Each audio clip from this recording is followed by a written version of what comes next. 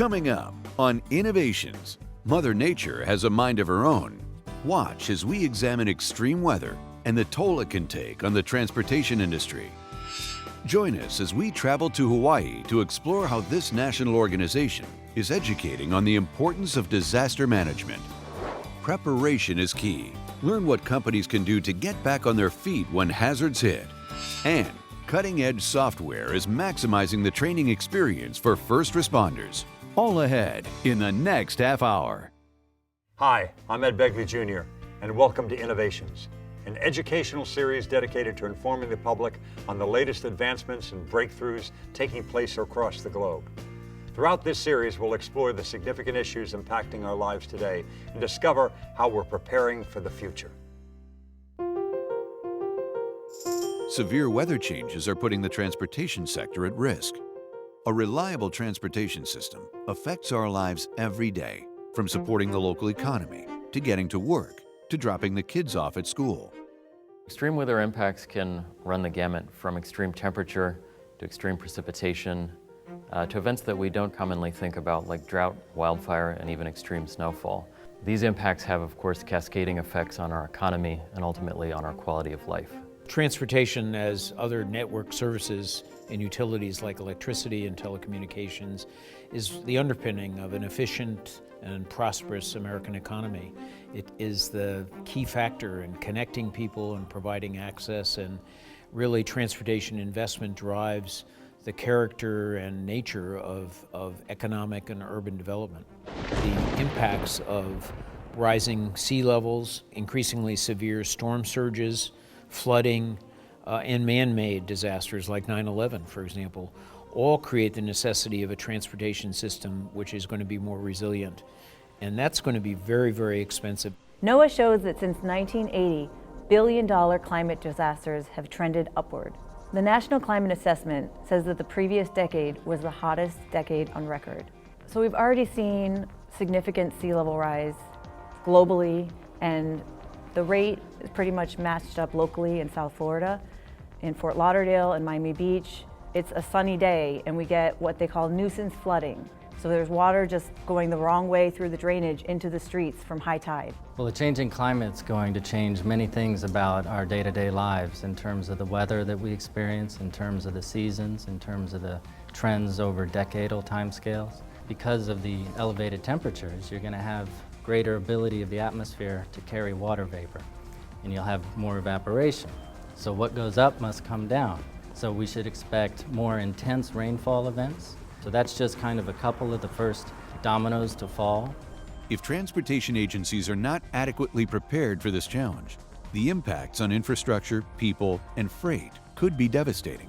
The reason our county transportation agencies got together as a region and secured federal funding to do an assessment of all our major transportation facilities in Southeast Florida, and to use some scenarios for what might be a forward-looking trend of sea level rise and severe storm events, and to test whether or not we are designing our transportation facilities so that they can survive those events and be available for evacuation or be available to bring in the goods and services we need to help recover. And we found there are some key weak points in the system, and that allows us to prioritize where we can spend some money. And more than likely, those transportation facilities were going to get some kind of an investment. They were going to be improved from the standpoint of maybe added capacity or making more safer. Now you can look at the design of that next improvement and add in some resilience from the standpoint of rising seas and a rising groundwater. Weather is changing. The Gulf gets warmer. Right now it's at 71 degrees as we speak, and we just came out of the winter, so it's starting to warm up, and as you know, we've got to get ourselves ready. So if a massive hurricane hits the Tampa Bay area, our loss would probably be close to the billions. So we're talking about the possibility of having to spend billions to rebuild back. And that's something we have to worry about. To put a price tag on what we would lose, the port, the airport, our infrastructure needs, it would be billions.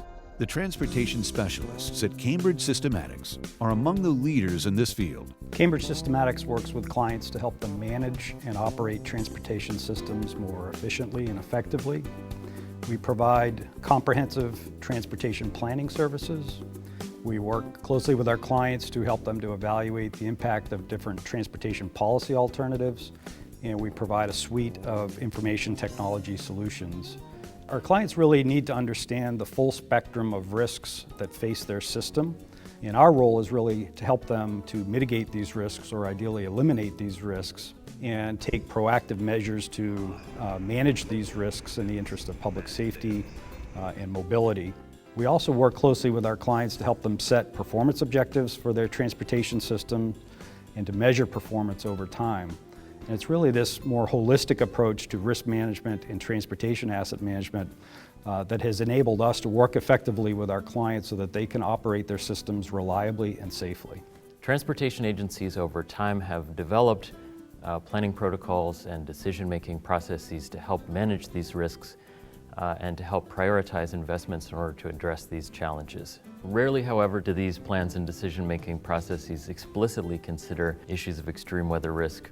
Cambridge Systematics is a leader working with state, federal, and oftentimes local and regional transportation agencies to build awareness of extreme weather risk issues, to build capacity to address those issues, and ultimately to pilot advanced approaches to integrating those issues into existing planning and decision-making processes.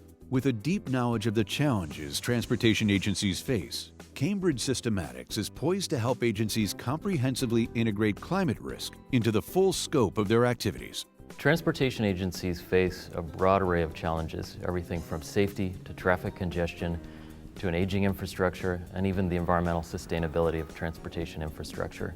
Extreme weather impacts really exacerbates and brings to light issues of chronic infrastructure underinvestment, causing failures, leading to performance impacts, leading to congestion, premature deterioration of the system, ultimately costing taxpayers and agencies billions and billions of dollars nationwide every year. We are known as innovators and leaders in the transportation market, and our clients turn to us to help them address their most pressing challenges. By taking steps today, agencies have the opportunity to address risks and positively impact tomorrow. For more information, visit www.camsys.com. With catastrophes like hurricanes and tornadoes sweeping across the nation, it's more important than ever to plan for the unexpected. This is one of the biggest challenges builders and engineers are faced with today. Each year, natural disasters such as flood, fire, earthquake, tornado, and windstorm affect thousands of people. Almost 10 years ago, Hurricane Katrina killed 1,833 people in the Gulf Coast and resulted in more than $120 billion in economic losses. More recently, we had Hurricane Sandy, which killed 147 people and led to $83 billion in losses. Here in Hawaii, we have many different hazards and threats. We have active volcanoes, earthquakes and tsunamis, hurricanes, and coastal flooding. Sponsored through the Department of Homeland Security and FEMA National Preparedness Directorate, the National Disaster Preparedness Training Center, the NDPTC, identifies, develops, tests, and delivers training to state and local emergency responders. Over the last 3 years, we've trained more than 14,000 first responders and emergency managers across more than 240 cities in the U.S. Our course is focused on hazards such as volcanoes and tsunamis and severe weather. We did FEMA's first social media class. We also have done courses on mapping, on damage assessment. Another course that we're developing is on the use of unmanned aerial vehicles. Finally, we focus on vulnerable, at-risk populations. So we've developed a course for senior caregivers and other people that are at risk of being hurt in disasters. The mission of our center is to develop and test training, a lot of times in the field, incorporating the latest science and technology. I am associated with the Spatial Data Analysis and Visualization Lab at Hilo, and there we do a lot of different types of work with remote sensing. And what we've been working on a lot with are UAVs, or unmanned aerial vehicles, for all sorts of different applications, from resource management, invasive species identification, to lately a lot of work with disasters. The primary work is with lava flow in the Pahoa area and helping civil defense and the USGS map out the lava flow and understand and hopefully better predict where it's going to go in the future. Training is hugely important for this, not only for the operations of the aircraft, but also for how you deal with data at the end once you've collected it and you want to turn it into knowledge that could be used to answer some kind of a question.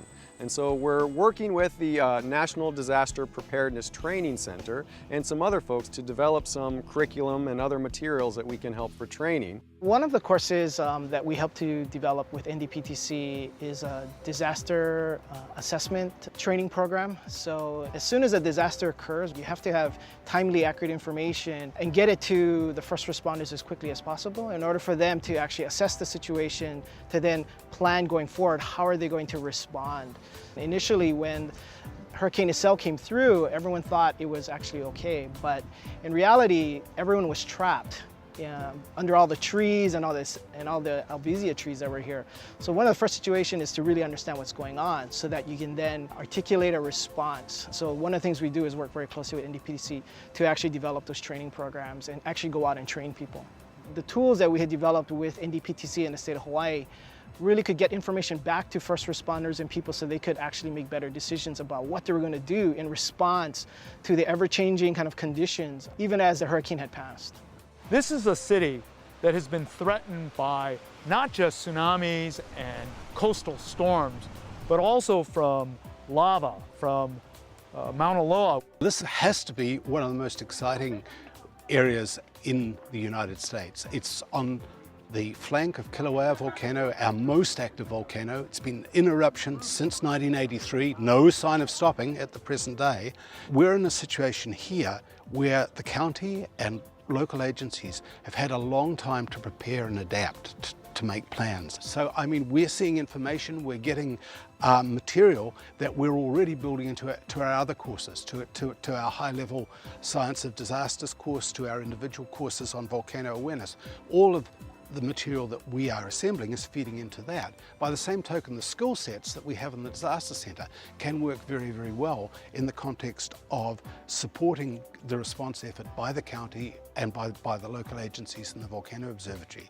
So things like our capacity to be able to do rapid real-time evaluation of vulnerability and risk, to do similar estimates of impact when it actually happens, with volcano video productions to produce a just-in-time training for the local residents, which can be delivered directly, but it's also up on the web. It's had over 10,000 hits already, so the relationship works well. Combining urban planning and environmental management, the National Disaster Preparedness Training Center addresses the needs of vulnerable at-risk populations.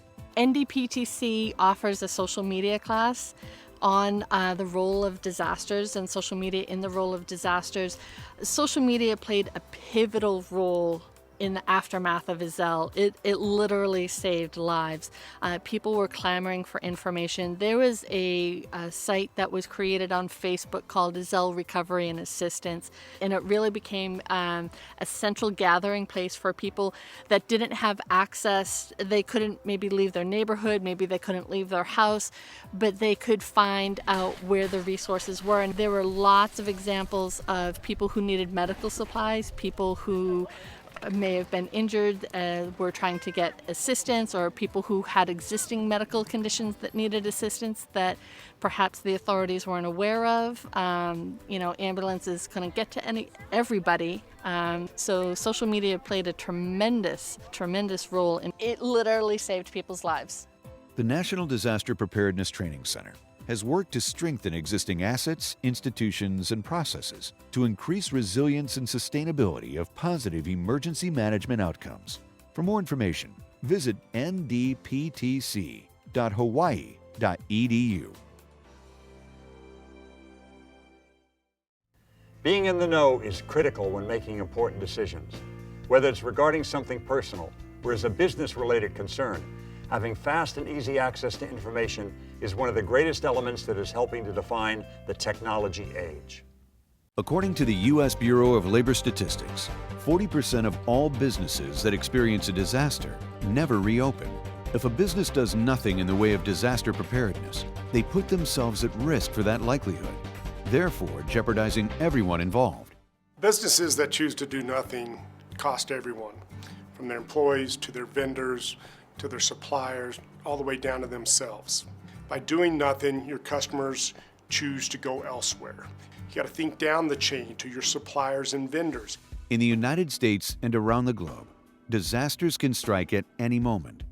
When a commercial property is compromised by fire, flood, hurricane, tornado, or other natural disasters, business owners are often faced with multiple challenges.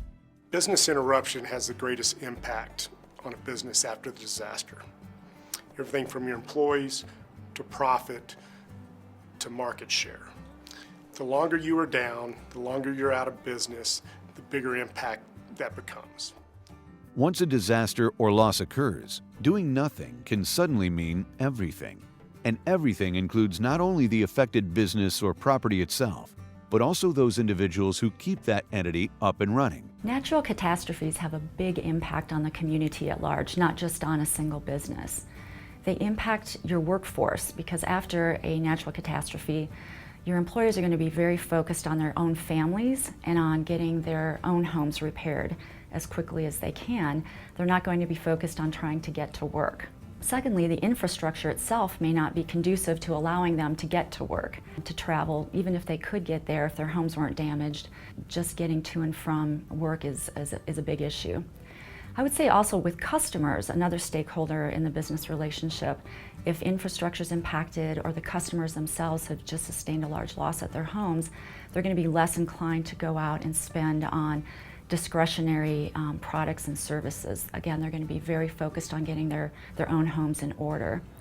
And suppliers as well are going to be impacted by a loss. So even if your business isn't impacted as much, if your suppliers are, you could have difficulty getting your raw materials or inventory in so that you can continue operating. After a disaster hits, the impact is incredibly far-reaching. According to Gartner, 2 out of 5 enterprises that experience a disaster will go out of business in 5 years. As a business owner, disaster readiness is not only important for protecting the lives and health of employees and customers, it can also help companies get back to business faster once recovery begins. All of our customers always learn something after going through a disaster and the recovery process. But I would say the most important lesson learned is that a disaster recovery plan cannot just be created and sit on a shelf, because it's a very fluid document and people change, vendors change, relationships change, contact information changes, and that all has to be updated and actually tested periodically to make sure that it is indeed working and viable.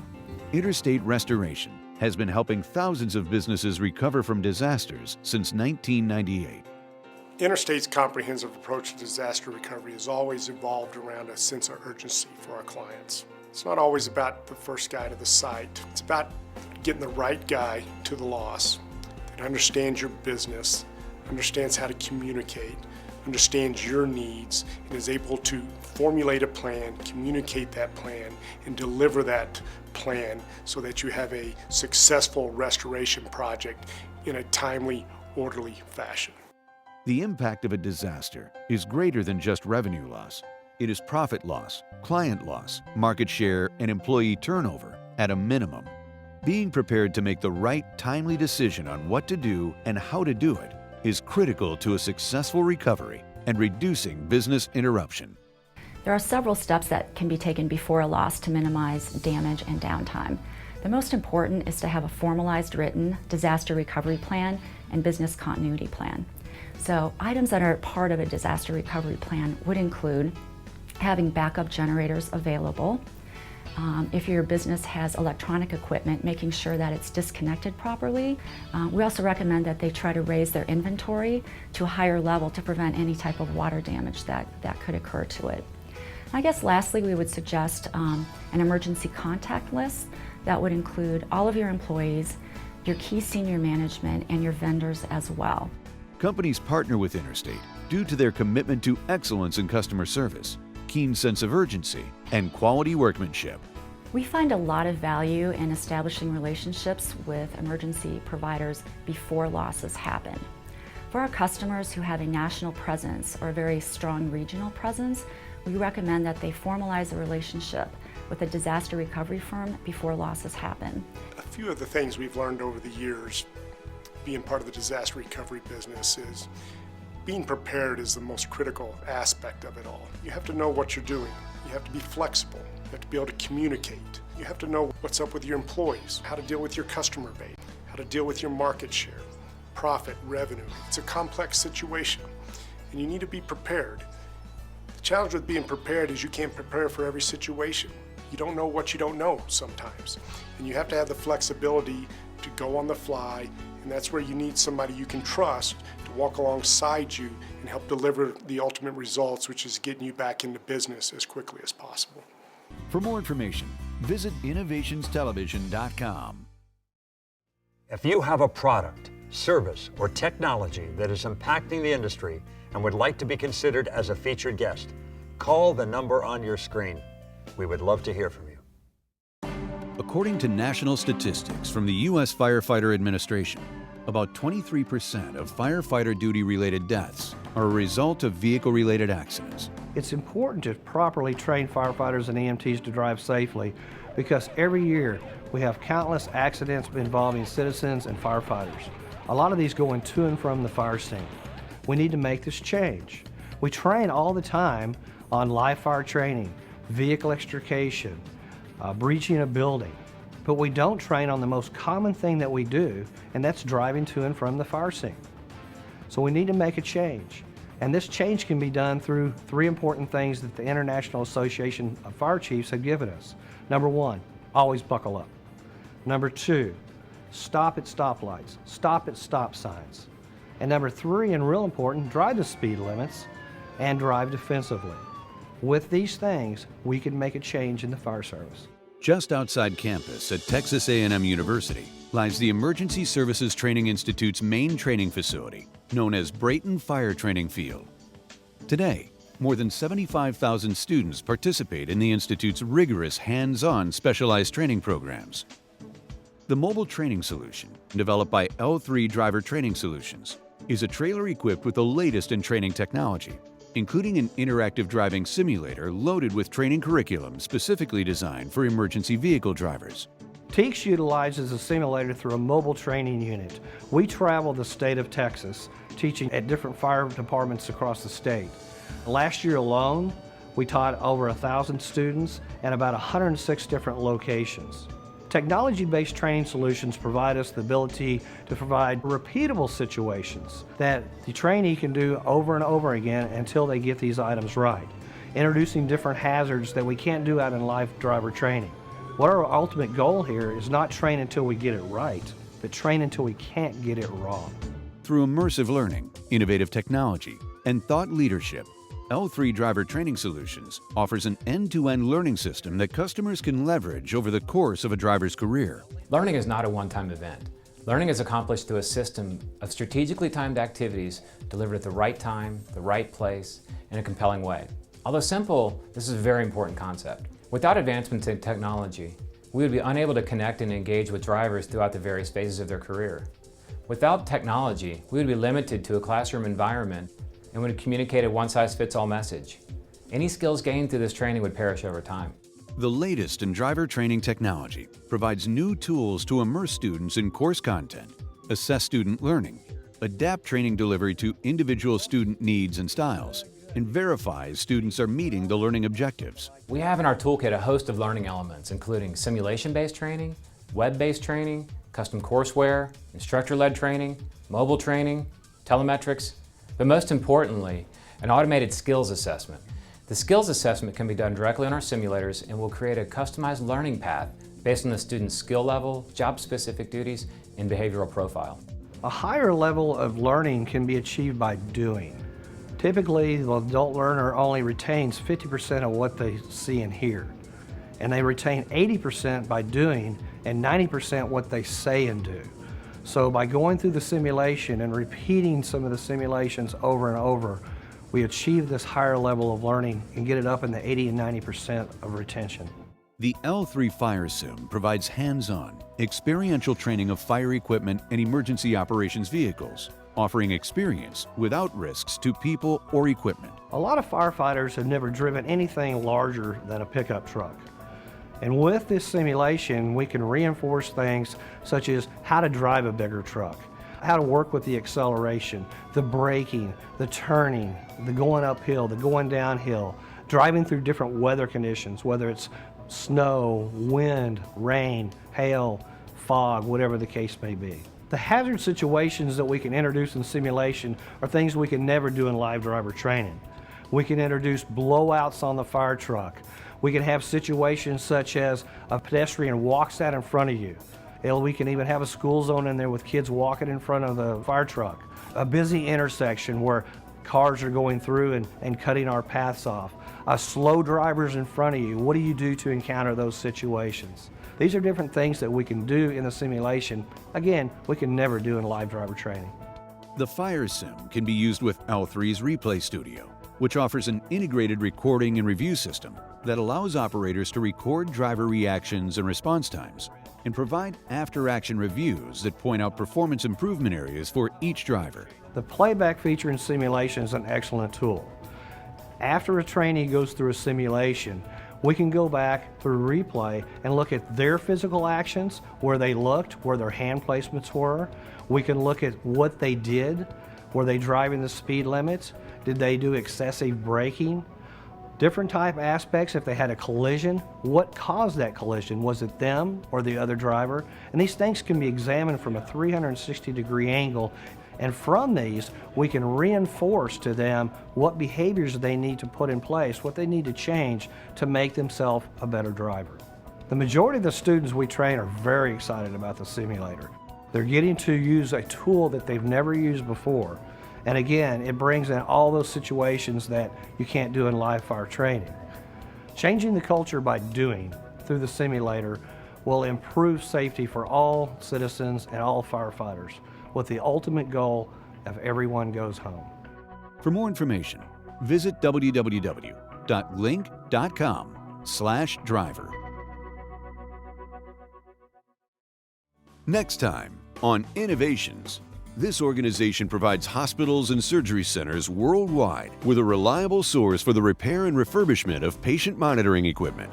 Join us as we travel to the Rust Belt to learn how these restoration specialists are helping to preserve our nation's history. Did you know fragility fractures are the primary cause of hospitalization or death among adults 65 and older? Fortunately, life-saving options are changing the statistics. And a new wave of technologies is uncovered as we educate on how to save money while reducing your carbon footprint. Thanks for joining us. We hope you'll join us next time as we continue to explore some of the significant developments impacting our lives. I'm Ed Begley, Jr. The preceding program was brought to you by DMG Productions.